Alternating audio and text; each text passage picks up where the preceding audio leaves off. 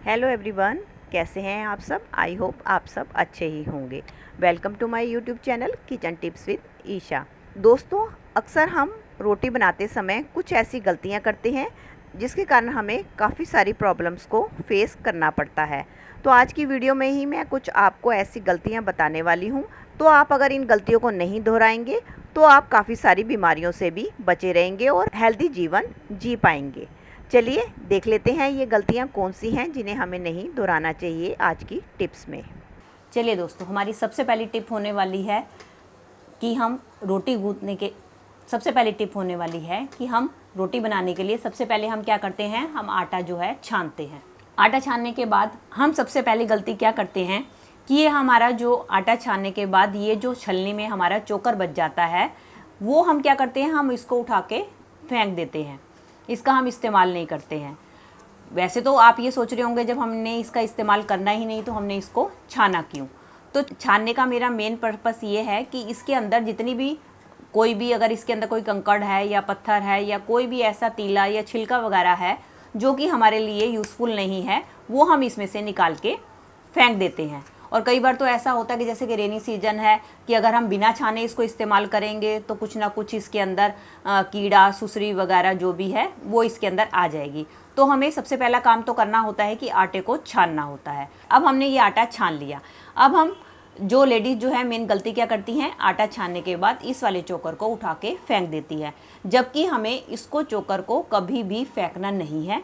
आप जब इसको छान लें, इसमें से जो भी इम्प्योरिटी आपको लगती है वो थोड़ी सी आप निकाल लें और उसके बाद इस चोकर को आपने वापस आटे के अंदर डाल के आपने गूँथ लेना है, क्योंकि ये चोकर जो है हमारी सेहत के लिए बहुत ही फ़ायदेमंद होता है।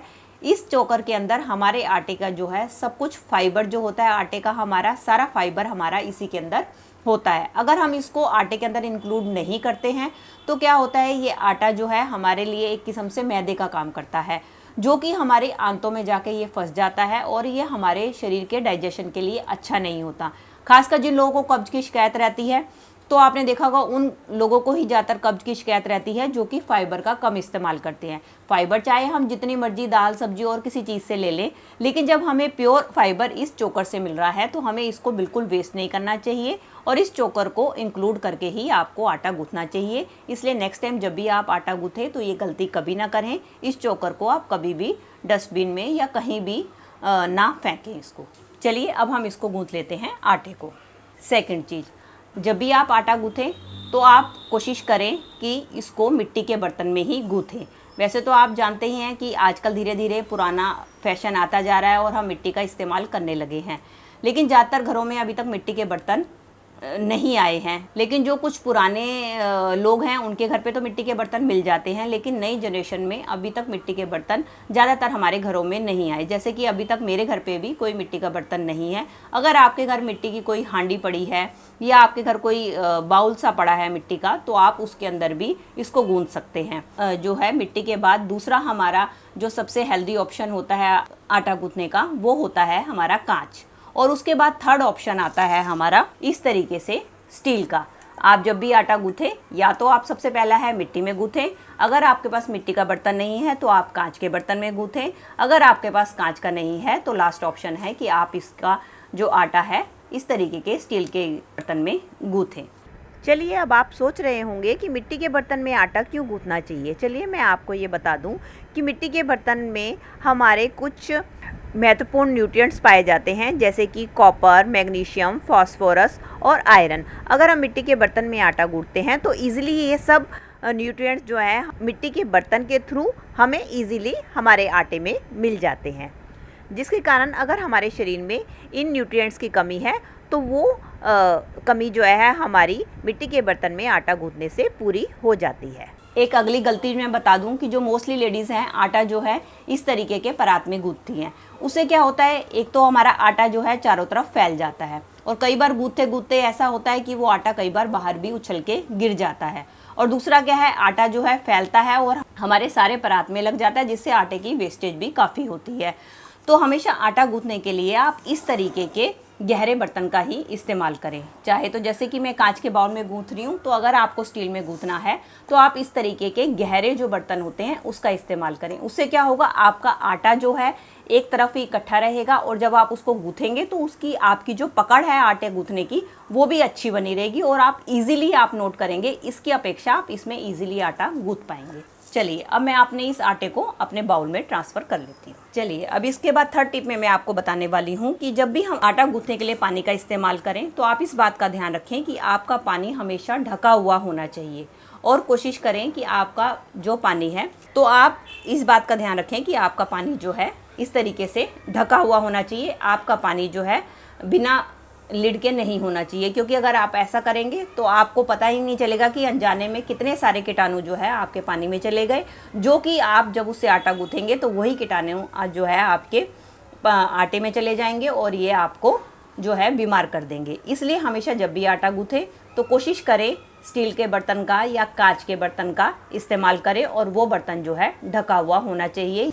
आप धीरे धीरे थोड़ा थोड़ा पानी डालते हुए अपने आटे को मलते जाएं और इसको गूंथ लें। अब आप ये देख सकते हैं कि मैं आटा गूंथ रही हूँ तो मुझे कोई भी दिक्कत नहीं आ रही, क्योंकि मेरा सारा आटा एक ही जगह इकट्ठा हुआ है। अगर मैं परात में गूंथती तो मेरा आटा चारों तरफ फैला हुआ रहता, जिससे कि मुझे इकट्ठा करने में थोड़ी सी दिक्कत आ सकती थी और इससे हमारा आटा जो है बाहर भी नहीं गिर रहा।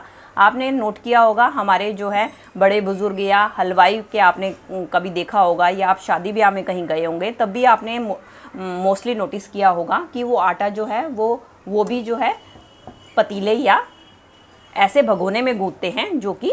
चलिए फ्रेंड्स, आपको मैं एक बात और बताना चाहूँगी कि आप इस बात का हमेशा ध्यान रखें कि जब भी आप मार्केट से आटा ख़रीदने जाएं तो आप हमेशा जो है चोकर वाले आटे को ही प्रेफर करें, क्योंकि हम मोस्टली क्या करते हैं, हम ये सोचते हैं कि जितनी ब्रांडेड कंपनियां हैं या जितना महंगा आटा है वो उतना ही बढ़िया होगा, लेकिन कई बार ऐसा नहीं होता।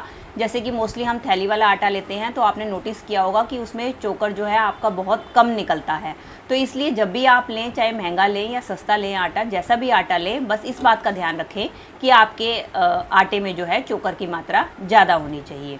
और दूसरी बात कि अगर आप प्लेन आटा गूंथते हैं तो उससे बेटर अगर आप अपने आटे में अगर आप चने का आटा ऐड करेंगे तो क्या है, उनके जो है आपके जो भी घर पे अगर कोई भी बड़े बुजुर्ग डायबिटीज़ के पेशेंट हैं तो वो अगर उस आटे का सेवन करेंगे तो उनके ग्लूकोज लेवल को कम करने में भी वो आटा मदद करेगा। अगर आप थोड़ा सा सोयाबीन का आटा ऐड करते हैं तो उससे क्या होगा कि आपके घर में जो बच्चे हैं वो बढ़ते बच्चों को आपको जैसे पता ही है कि हमें प्रोटीन की ज़्यादा ज़रूरत होती है और सोयाबीन में हम सब जानते हैं कि प्रोटीन बहुत अधिक मात्रा में मिलता है। तो अगर आप थोड़ा सा आटा सोयाबीन का ऐड कर देंगे तो वो है बच्चों के लिए भी फ़ायदेमंद हो जाएगा। तो मेरा कहने का मतलब है कि आप प्लेन आटा ना लेकर अगर आप थोड़ा मल्टीग्रेन आटे का यूज़ करेंगे तो वो आपके लिए बेटर ऑप्शन होगा। बाकी तो हम प्लेन आटा तो हम अपने घर पे गूंथते ही हैं। बस इस बात का जो मेन ध्यान रखने वाला है कि आपका आटा जो है जैसा मर्जी हो लेकिन फाइबर से वो युक्त होना ही चाहिए। ये देखिए, इस गहरे बर्तन की मदद से हमारा आटा जो है मिनटों में लग के तैयार हो गया है। और इस बात का ध्यान रखें कि आप जब भी आटा गूंथें तो इसमें प्रॉपर पानी का ध्यान रखें। प्रॉपर पानी डालने से क्या होगा, आपका रोटियां जो है सॉफ्ट भी बनेंगी और इसको आप जितनी देर आटे को गूंथेंगे उतनी देर आपकी जो है आटा लचीला होगा और आपकी रोटियां जो है सॉफ्ट और फूली फूली बनेंगी। ये देखिए, मिनटों में मेरा आटा भी गूंथकर तैयार हो गया है और आपने देखा है कि मेरा बिल्कुल भी बाउल जो है क्लीन है, इसके अंदर कोई भी आटा चिपका हुआ नहीं है। अब हम क्या करेंगे, नेक्स्ट गलती क्या करते हैं, कई बार लेडीज़ ऐसे ही आटे को रख देती हैं। तो आप इसको गूंथने के बाद अगली बात का ध्यान रखें कि आप इसको ढककर थोड़ी देर के लिए रेस्ट करने के लिए रख दें। कम से कम इसको आप 15 मिनट रखें। वैसे अगर ज़्यादा रखना चाहें तो आधा घंटा भी इसको रख सकते हैं, क्योंकि ये जितना रेस्ट करेगा उतना आपका आटा जो है फूलेगा और फूलने से क्या होगा, आपकी रोटियां उतनी सॉफ्ट और फुली फुली बनेंगी। चलिए फ्रेंड्स, 15 मिनट हो चुके हैं हमारे आटा को रेस्ट करते हुए। अब हम अपना आटा देख लेते हैं। ये देखिए, हमारा आटा जो है आगे से फूल भी गया है। अब हम नेक्स्ट गलती क्या करते हैं, हम जब इसको रेस्ट करने के बाद आटे को इस्तेमाल करते हैं तो मोस्टली लेडीज़ क्या करती हैं, आटा निकालती हैं, लोई लेती हैं और हम आटा जो है बेलना शुरू कर देते हैं रोटी के लिए। तो आपने इस बात का ध्यान रखना है कि आप जब भी आटा रेस्ट करने के बाद उसको बेलना शुरू करें, उससे पहले आप इसके अंदर 2-3 ड्रॉप जो है ऑयल की ऐड कर लें और इसके बाद आपने आटे को थोड़ा सा मल लें। ऐसा करने से क्या होगा, आपका आटा जो है और भी स्मूथ हो जाएगा और आपकी रोटियां भी बहुत ही सॉफ्ट बनेंगी, और सॉफ्ट बनेंगी तो नेचुरल बात है कि आपको डाइजेस्ट करने में उनको आसानी होगी। चलिए, अब हमारा आटा बिल्कुल रेडी हो चुका है रोटी बनाने के लिए। अब हम बनाते हैं रोटी। रोटी के लिए मैंने ले लिया है चकला। अब नेक्स्ट गलती हम क्या करते हैं रोटी बनाते टाइम, या तो हम गलती क्या करते हैं, हम रोटी बनाते हैं या तो बहुत ज़्यादा मोटी, या हम रोटी बनाते हैं बहुत ज़्यादा पतली। तो आप हमेशा इस बात का ध्यान रखें कि आपकी जो रोटी है वो तो ना तो ज़्यादा मोटी होनी चाहिए और ना ही ज़्यादा पतली, क्योंकि अगर आप मोटी रोटी बनाएंगे तो उसको जो है पकने में आपका ज़्यादा टाइम लगेगा, और क्या होगी, वो रोटी ऊपर से पक जाएगी और आपकी अंदर से कच्ची रह जाएगी। और अगर आप पतली रोटी बेलते हैं या अगर तो आप पतली रोटी बनाते हैं, आपका जो ये आटा है उसको आप जो है थोड़ा लेते हैं, या आप लोई जो है थोड़ी पतली रोटी के लिए लेते हैं, तो उससे क्या होगा, रोटी आपकी जो है जल्दी जल भी जाएगी, और जो हमारे खाने के लिए भी, क्योंकि अगर आप पतली रोटी बनाएंगे तो आपकी रोटी जल भी जाएगी और उसके अंदर जो भी आपकी रोटी के अंदर न्यूट्रिएंट्स हैं वो आपके जलने से नष्ट हो जाएंगे। इसलिए आप इस बात का ध्यान रखें कि आटा जो है आपका, या जो रोटी के लिए आटा ले रहे हैं, वो बिल्कुल सही होना चाहिए, ना ज़्यादा मतलब मोटी रोटी के लिए होना चाहिए और ना ही ज़्यादा पतली रोटी के लिए होना चाहिए। चलिए, अब हम इसको बेल लेते हैं। अगर आपको, जैसे कि हम रोटी बना रहे हैं, अगर तो आपको रोटी बनाने में दिक्कत आ रही है तो आप थोड़ा सा अपने सूखे आटे की भी मदद ले सकते हैं। उससे क्या होता है कि हमारी रोटी जो है एक तो चकले के साथ चिपकती नहीं है, और दूसरा क्या है, इजीली हमारी बेली भी जाती है। ये देखिए, ये रोटी मेरी बनकर तैयार हो गई है। चलिए, अब हम चलते हैं अपनी गैस की तरफ और इस रोटी को सेक लेते हैं, और इसके बाद मैं आपको नेक्स्ट जो है गलती बताऊंगी। अब नेक्स्ट मैं आपको बताने वाली हूँ कि जब रोटी बनाने के लिए हम तवे का इस्तेमाल करें तो आप जो है ज़्यादातर हो सके तो आप मिट्टी के तवे का इस्तेमाल करें। फिर वही बात आ गई है कि आजकल हमारे घर पे मिट्टी के तवे है नहीं है, तो हम जो है नेक्स्ट ऑप्शन क्या रख सकते हैं, हम इसके बाद जो है पीतल का या आपके पास स्टील का तवे का इस्तेमाल करें। नहीं तो सबसे बेटर ऑप्शन है कि आप जो है लोहे के तवे का इस्तेमाल करें, क्योंकि आजकल मॉडर्न ज़माना आ गया है, हर कोई अपने आप को स्मार्ट दिखाने के लिए जो है नॉन स्टिक का इस्तेमाल करते हैं। तो नॉन स्टिक की जो सबसे बड़ी डिसक्वालिटी ये है कि नॉन स्टिक वैसे तो आप यूज़ कर सकते हैं, लेकिन जब आप उसकी कोटिंग उतर जाती है, उस नॉन स्टिक का इस्तेमाल करते हैं, तो वो आपकी सेहत के लिए बहुत ही ज़्यादा हानिकारक होते हैं, जिसके कारण हमें कैंसर तक की भी बीमारी हो सकती है। इसलिए आप उस ऑप्शन को क्यों चूज़ करें जब आपको नॉर्मल अपनी रोटी बनानी है। जब भी आपको रोटी बनानी है तो आप कोशिश करें कि जहाँ तक हो सके आप अपने जो है पीतल, स्टील या जो है मिट्टी, या सबसे बेटर ऑप्शन है आप लोहे के तवे का इस्तेमाल करें।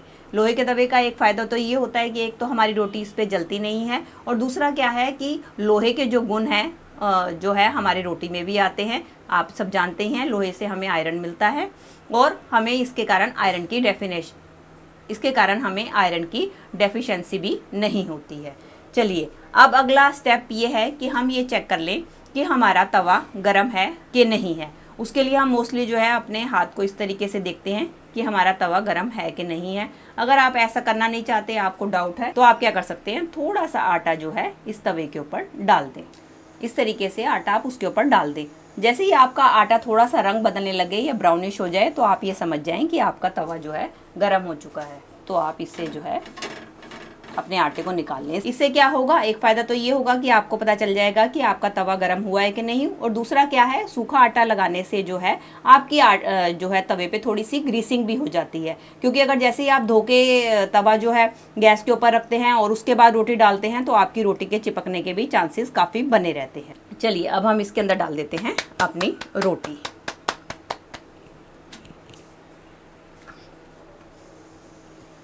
अब जब आप रोटी डाल दें तो उसके बाद ध्यान रखें कि आप जैसे ही आपका थोड़ा सा ऊपर से ये आपको सिकती हुई दिखाई दे, जिस तरीके से आप देख रहे हैं कि ये थोड़ी सी ऊपर से पक गई है, उसके बाद जो है आप अपनी रोटी की डायरेक्शन को चेंज कर लें और इसके बाद इसको अच्छी तरीके से नीचे से सिकने दें। ऐसा करने से क्या होगा, ये थोड़ी सी साइड आपकी आधी पकेगी और थोड़ी सी ये नीचे की साइड से पकेगी।